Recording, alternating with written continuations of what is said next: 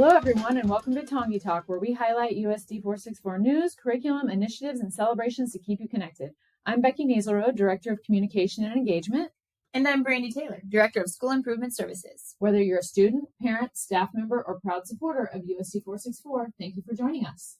In today's episode, we'll share some exciting news the district recently received from the Kansas Department of Education. Brandy will talk about our Tongi framework for student learning and professional development for the year, and we'll also share our student shout-out section. So, Brandy, why don't you get us started? You guys, we got a star. We did get a star, a bronze star, in fact, as part of the Kansas Can Individual Plaintiff Study Star Recognition Program. Brandy, can you tell us a little more about that? Yeah. So the program recognizes school districts that offer quality and inclusive opportunities for each student to experience connected learning, which develops academic knowledge as well as technical and employability skills. So that's specific to the one that we received. There's kind of a number of different stars that you could get. This is our first of many. That is really exciting news from the district. Shout out to Jody Smith at Tonganoxie High School. She's our CTE and post-secondary coordinator. She was really the driving force behind this initiative and the reason we have this gold star. So thank you, Jody. Yes, thank you, Jody. Way to go, Jody Smith. Awesome. All right, so let's talk about what do you want to talk about first? Professional development or the Tongi framework? Let's start with the framework, because the framework sort of encompasses literally everything, especially in terms of our professional development. Okay, so what is the framework? So the framework is actually called the Tonganoxie Framework for Student Learning. The best part about it uses the acronym Tongi. I love that. I know, right? It's so cute. We get a little riled up about it sometimes. It's kind of fun, but I like it. So it actually corresponds with some of those best practices things. Like, for instance, teach learning intentions. That's our T. And that's one of the most important things we can do. It's sort of like giving your students a map or a goal for where they're going to go.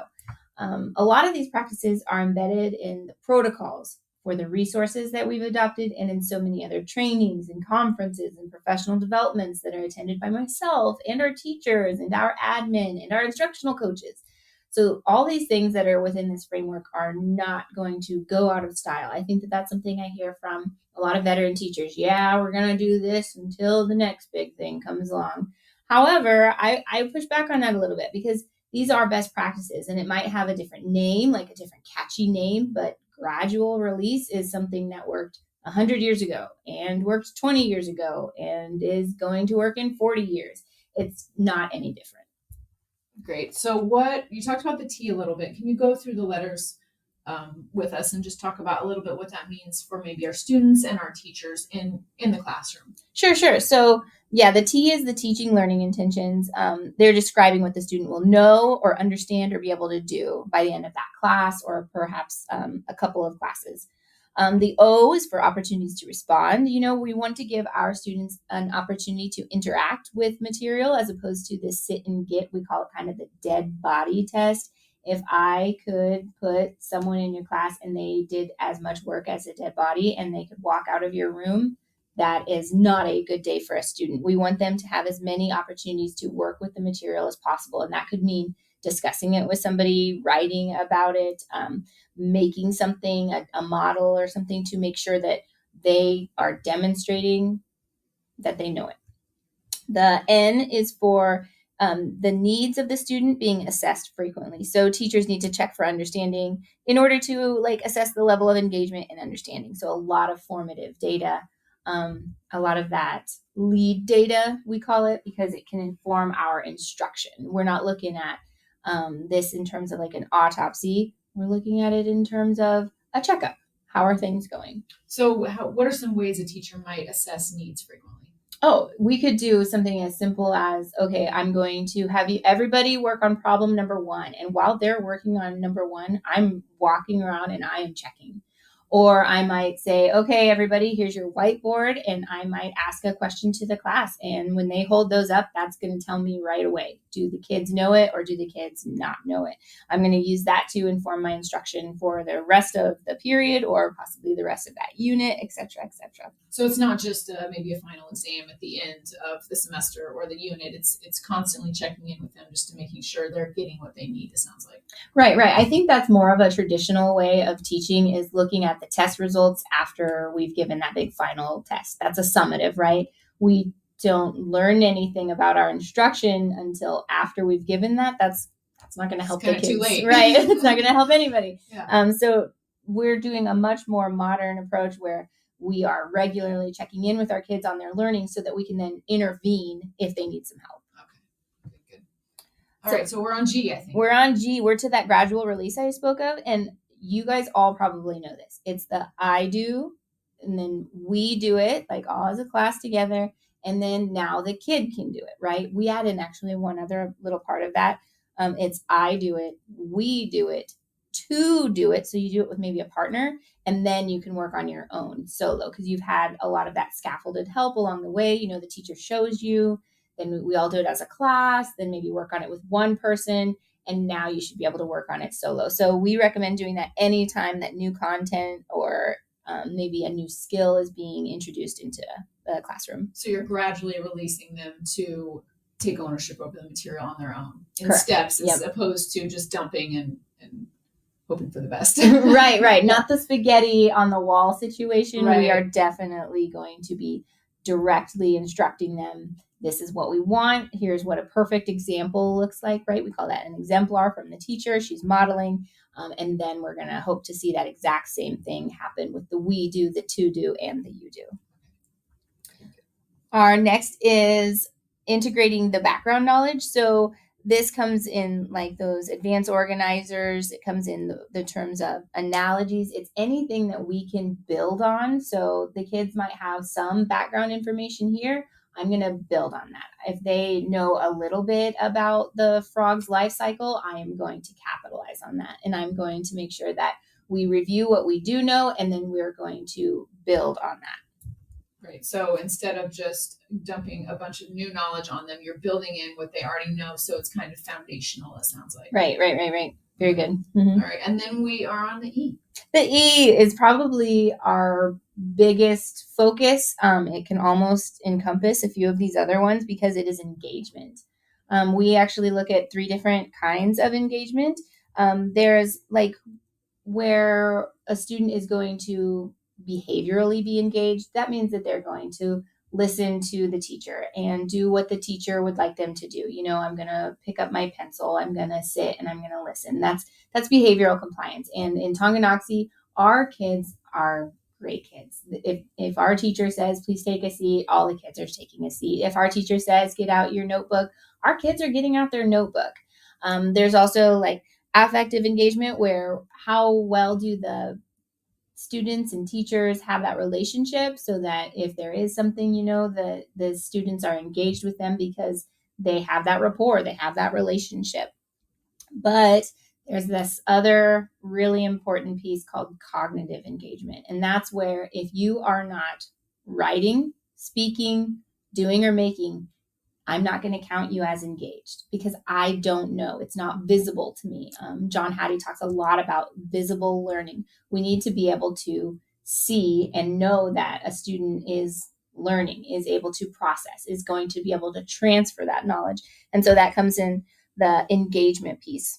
So making, doing, what were those again, those 4? Right. Speaking, writing, doing, or making. So at any point in the classroom, Mm-hmm. our students are typically doing one of those things. Right. That's how we would know if you're engaged. Whereas if I, you know, back in the day, I had a history teacher who just threw on the Hamburger Hill movie, and we watched it for 55 minutes straight, the entire class period. Not once did he stop to check in with us. Not once did we discuss something that happened. Not once did he point out anything.